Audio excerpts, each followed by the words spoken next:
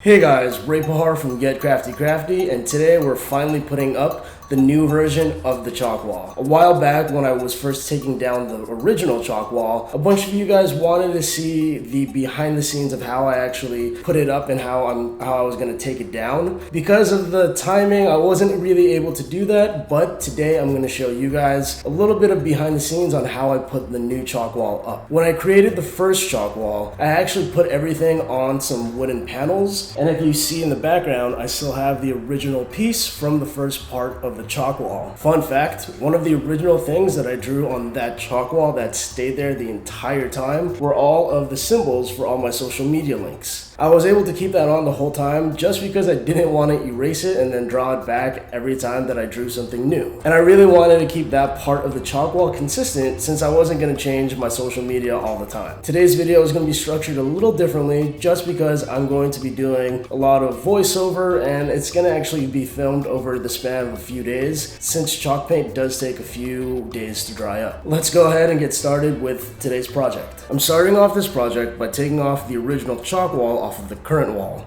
I put this up originally just because I needed something in the background when I was shooting my previous video. Since we're not putting up wooden panels for this version of the chalk wall, I wanted to test out if the paint would actually stick onto the wall and see what it would look like before putting anything on. Since this wall is already painted, I don't really have to worry about putting up any kind of primer. All I have to do is use some blue tape to cover up the parts of the wall that I don't want to get paint on, and I need to lay down this tarp so that the floor is protected. Before I get into the heavy painting part of this project, I'm going to change into an old shirt from high school so that I don't really have to worry about paint getting anywhere. To make the painting process a little easier, I'm going to start off by painting the corners and the part where the wall meets the ceiling, so when that part is all dried up and ready, all I have to do is paint the whole surface of the wall. Once I've painted the corners, the wall, and the ceiling, I'm going to use this roller to have a nice even layer of chalk paint onto the wall. We're going to start off by just covering it with this base layer of chalk paint, and then we're going to wait a few hours for it to dry before applying the next layer of paint. This is probably my favorite part of the project since it's showing the most transformation from the previous wall to this wall. I let the chalk paint dry for about a week so it would have enough time to fully set in and cure.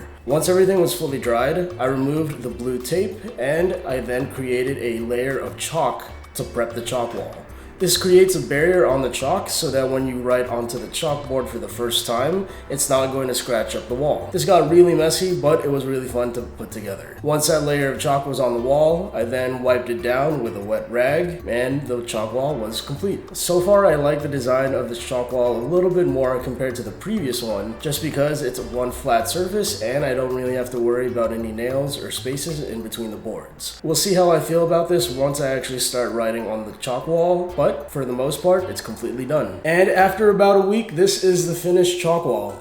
Hopefully you guys enjoyed this video. It was the first time that I actually did a behind the scenes non-DIY tutorial kind of video. Let me know if you guys want to see more of these behind the scenes kind of videos, and also let me know in the comment section what you guys want to see in the future since I'm going to be getting back into making videos on regular.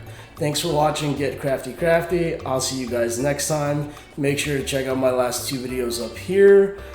And yeah, see you guys. Take care and stay crafty.